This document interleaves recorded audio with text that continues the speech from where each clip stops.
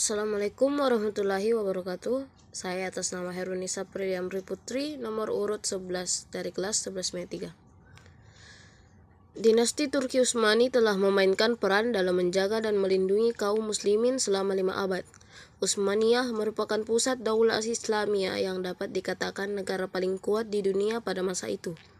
Rasulullah Shallallahu Alaihi Wasallam bersabda, "Sesungguhnya Konstantinopel benar-benar akan dibebaskan, maka sebaik-baik amir atau penguasa adalah amirnya, dan sebaik-baik pasukan adalah pasukan itu." Kerajaan Utsmani adalah sebuah kesultanan yang berpusat di Istanbul. Turki adalah salah satu dari 3 kerajaan besar Islam pada masa itu, di samping kerajaan Safawi di Persia dan kerajaan Mughal di India. Utsmani mendirikan negara adik kuasa setelah berhasil menaklukkan Bizantium pada tahun 1453 Masehi.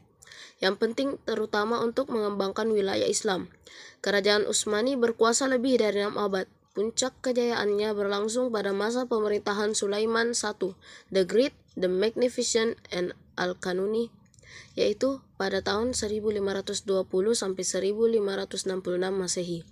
Turki Utsmani mengalami kemunduran akibat dari pemberontakan internal dan kalah perang melawan Eropa. Perkembangan selanjutnya, dinasti ini mengalami masa modernisasi pada tahun 1839 sampai 1924 Masehi, yang ditandai dengan pembaruan di bidang politik, administrasi, dan kebudayaan. Dinasti Utsmani berakhir dan digantikan dengan negara modern berbentuk republik pada tahun 1924 Masehi. Pembaruan yang kemudian menjadi Republik Turki dipelopori oleh Mustafa Kemal Pasha Atatürk. Ia kemudian menanamkan paham nasionalisme dan menghapus kekuasaan sultan di Turki. Pasca runtuhnya dinasti Abbasiyah, kekuatan umat Islam mulai melemah. Pemerintahan Islam hanya berpusat pada dinasti-dinasti kecil. Setelah fase suram itu, kerajaan Utsmani muncul sebagai kekuatan baru yang mampu memperluas kekuasaannya hingga mencapai wilayah Eropa Timur, Asia Kecil, Asia Tengah, Timur Tengah, Mesir, dan Afrika Utara. Kerajaan Turki Utsmani berkuasa secara meluas, bukan hanya merebut negara-negara Arab, tetapi juga seluruh daerah antara Kaukasus dan kota Wina. Dari sekitar Istanbul, ibu kota kerajaan ini, mereka menguasai daerah-daerah di sekitar Laut Tengah dan berabad-abad lamanya. Turki merupakan faktor penting dalam perhitungan ahli-ahli politik di Eropa Barat. Dinasti Turki Utsmani merupakan kekhalifahan Islam yang mempunyai pengaruh besar dalam peradaban di dunia Islam. Kerajaan Utsmani berkuasa secara meluas di Asia Kecil sejak munculnya pembina dinasti ini, yaitu Ottoman, pada tahun 1306 Masehi. Golongan Ottoman mengambil nama mereka dari Utsman I, 1290 sampai 1326 Masehi. Pendiri kerajaan ini. Sejak zaman dahulu di sebuah barat gurun pasir Gobi ada suku yang bernama Turki.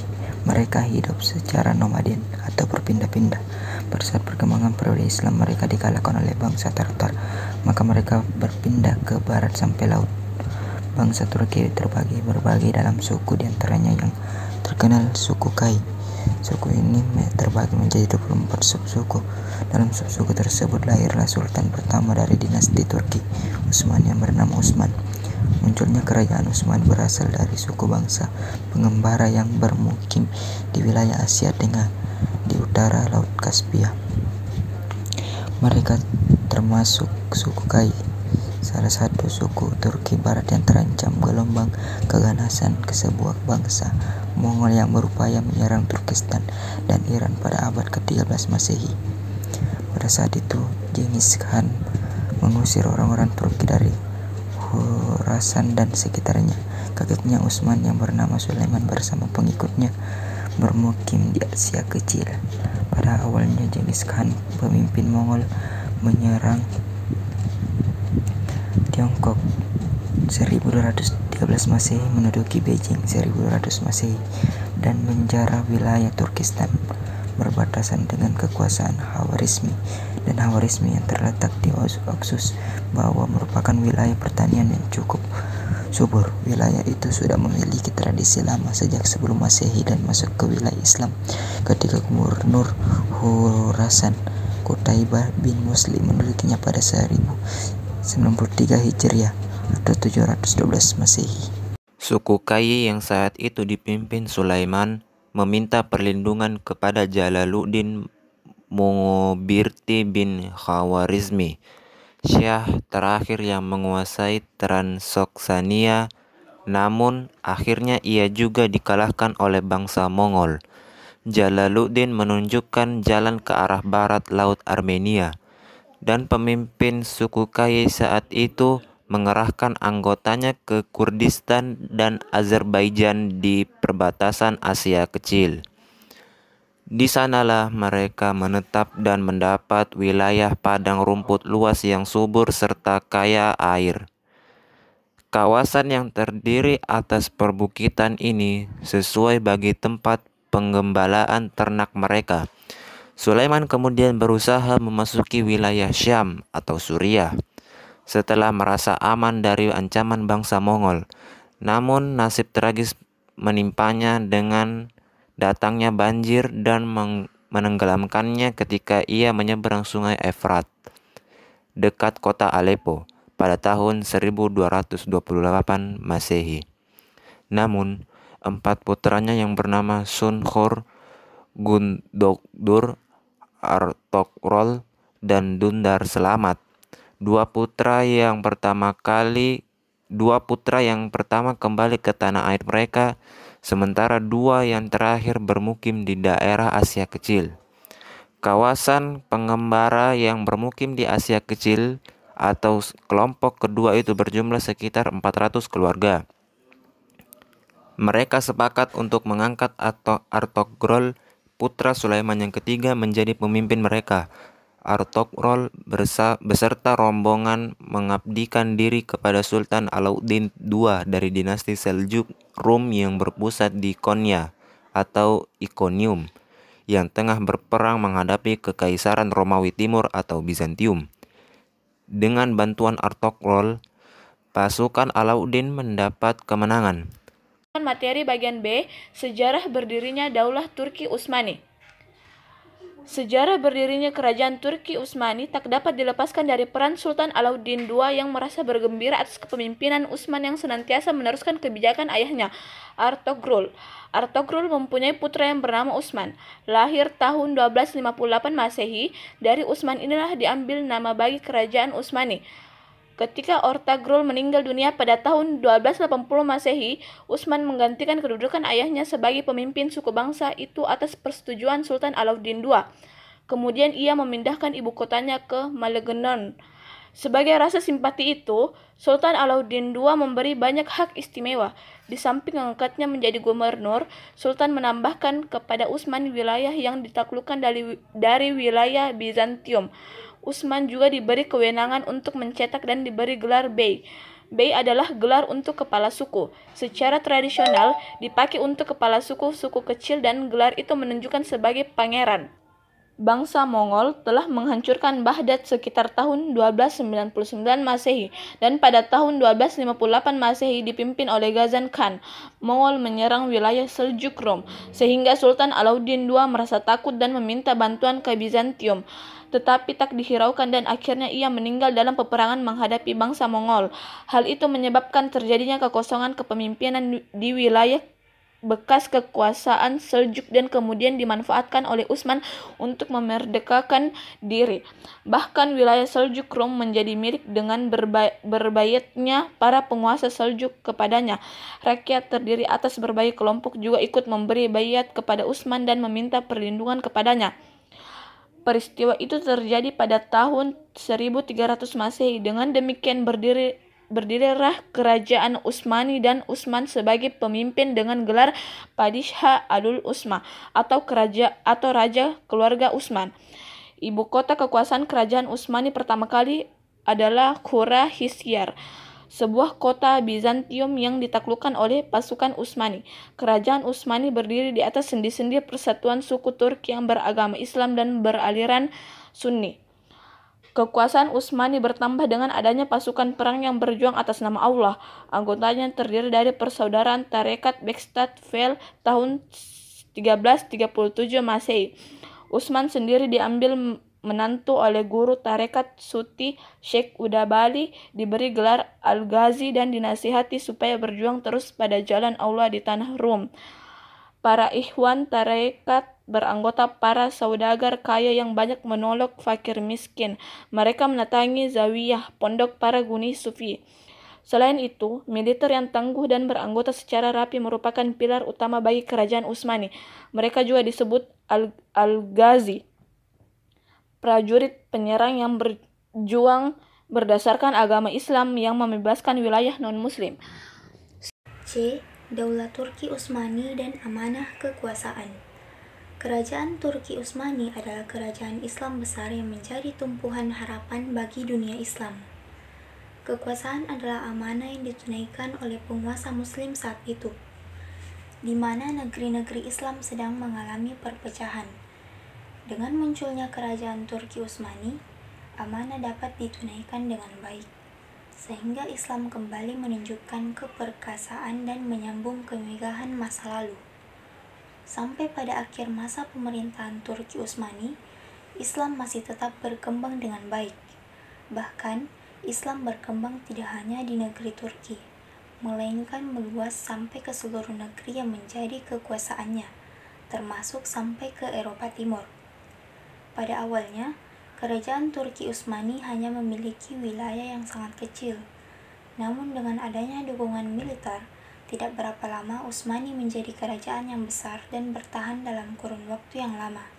Setelah Utsman meninggal pada 1326 Masehi, putranya Orkan naik tahta dan pada usia 42 tahun. Pada masanya, tentara Islam pertama kali masuk Eropa.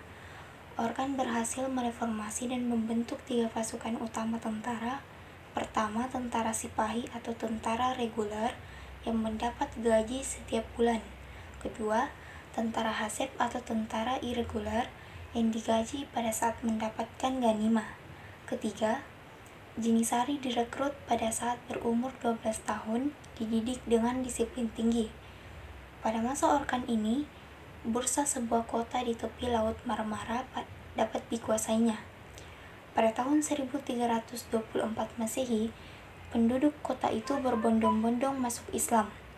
Orkan sebagai pengganti Utsman, ia memindahkan ibu kota ke Bursa pada tahun 1326 Masehi setelah Utsman meninggal. Pada masa Orkan, ia mendapat amanah lagi, yaitu wilayah kerajaan Utsmani bertambah lagi dengan masuknya wilayah Turkeman ke pangkuannya. Orkan juga berhasil menundukkan kota Nicaea atau Iznik tahun 1331 Masehi, Nikomedia atau Izmit tahun 1337 Masehi, dan Skutari atau Uskudar di daratan Asia Kecil pada tahun 1338 Masehi. Kemudian pada tahun 1345 Masehi, Orkan berhasil menundukkan Karasi dan mengontrol wilayah antara Teluk Edremit dan Cisicus yang dapat mencapai Laut Marmara. Pada masa Murad I berhasil menaklukkan banyak daerah seperti Adrianopol, Macedonia, Bulgaria, Serbia, dan Asia Kecil. Yang paling monumental adalah penaklukan di Kosovo 1389 Masehi. Murad I digantikan putranya Bayazid I setelah ia naik tahta 791 Hijriah, 1389 Masehi, 804 per 1402 Masehi. Setahun kemudian ia dapat menguasai wilayah-wilayah Turkeman dan Anatolia Barat dan mengambil wilayah mereka di timur Anatolia. Selain itu juga menguasai Bulgaria dan memenangkan pertempuran di Nicopolis 1396 Masehi atas pasukan salib di bawah koordinasi Hongaria. Bayazid I meninggal tahun 1403 Masehi, di mana pada saat itu wilayah Utsmani di bawah kekuasaan Timur Leng dengan Sulaiman, putra Bayazid sebagai pengusahanya. Pada masa kekuasaan Sulaiman tidak stabil dan terjadi pertikaian antara putra Bayazid yang antara lain Muhammad, Isa, dan Musa. Muhammad dapat mengalahkan kakaknya Isa pada tahun 1403 Masehi, sementara Sulaiman dapat ditaklukkan Musa pada tahun 1410. Namun, akhirnya Musa dikalahkan oleh Muhammad pada tahun 1413 Masehi. Dengan demikian Muhammad menjadi pengusaha Utsmani dengan gelar Muhammad I dan tinggal di Edirne hingga wafat tahun 1421 Masehi.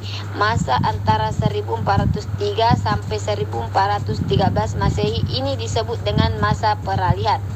Sepeninggal Muhammad I, ia digantikan putranya Murad II. Periode pertama 1421 sampai 1444 Masehi dan periode kedua 1446 sampai 1451 Masehi. Ia membenahi keadaan dalam negeri terlebih dahulu sebelum melakukan perluasan wilayah. Setelah konsolidasi, ia mengarahkan kekuatannya ke Salonika di daratan Eropa yang pernah didudukinya pada 1430 Masehi. Namun pada Murad II akan menaklukkan semenanjung bahkan terhalang oleh pasukan sekutu di bawah pimpinan Hunaid dari Hongaria.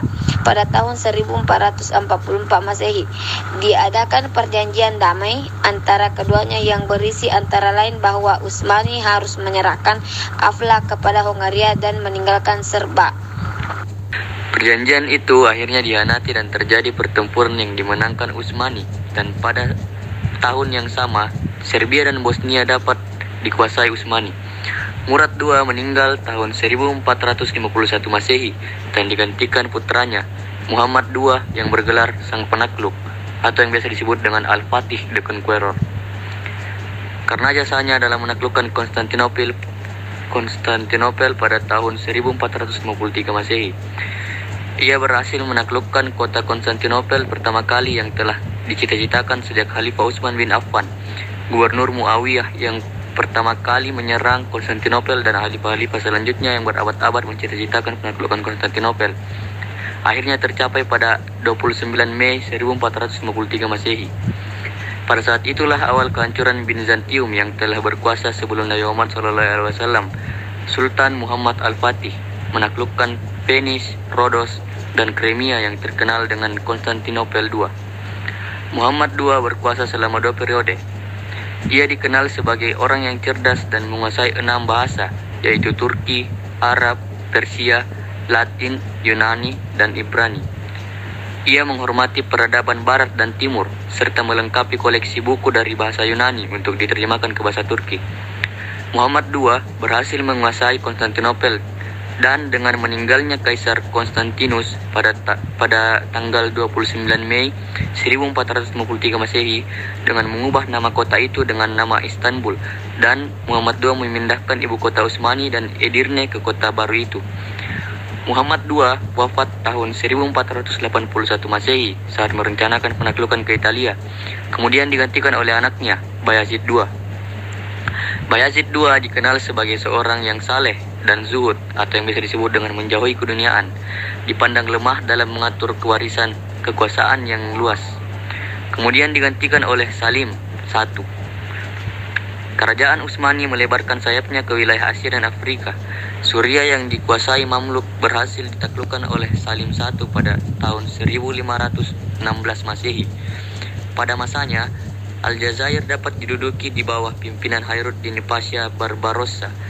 Sultan Salim meninggal tahun 1520 Masehi dan digantikan putranya, Sulaiman I. Sulaiman I digelar Yang Agung atau Al-Kanuni atau The Magnificent karena berjasa meletakkan dasar hukum bagi kerajaan Turki Utsmani dan yang paling lama memerintah. Masa kejayaan kerajaan Utsmani terjadi pada Sulaiman I. Wilayah Crimea dan negeri Falak disatukan menjadi wilayah langsung di bawah Utsmani tahun 1524 Masehi dan pada tahun 1525 Masehi dibuat perjanjian antara Utsmani dengan Prancis. Raja Frans I yang menginginkan Karel Agung, Kaisar Austria Hongaria kemudian diserang lagi pada 1526 Masehi karena bersengkongkol dengan Karel Agung. Rajanya terbunuh dan Johann Zabolli diangkat sebagai raja di Hongaria. Ferdinand, Raja Austria, merasa lebih berhak, maka ia berhasil merampas dari tangan Zabolli. Akhirnya pada tahun 1547 Masehi disepakati penandatanganan perjanjian damai antara Utsmani dengan Austria. Sulaiman wafat setelah memenangkan melawan Hongaria pada tahun 1566 Masehi dan kemudian digantikan putranya Salim II.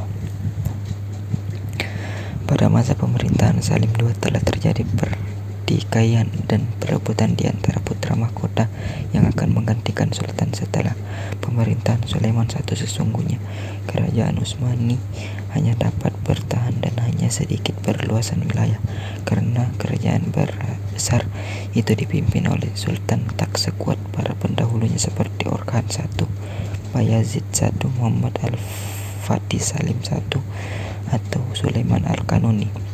Pada masa kejayaan, wilayah kerajaan Utsmani meluas meliputi Laut Tengah, Laut Hitam, Rumelia, Anatolia, Karamania, Zulkarnain, Kurdistan, Azerbaijan, Persia, Damaskus, Aleppo, Kairo, Mekah, Madinah, Yerusalem, Arabia, Yaman, dan lain-lain.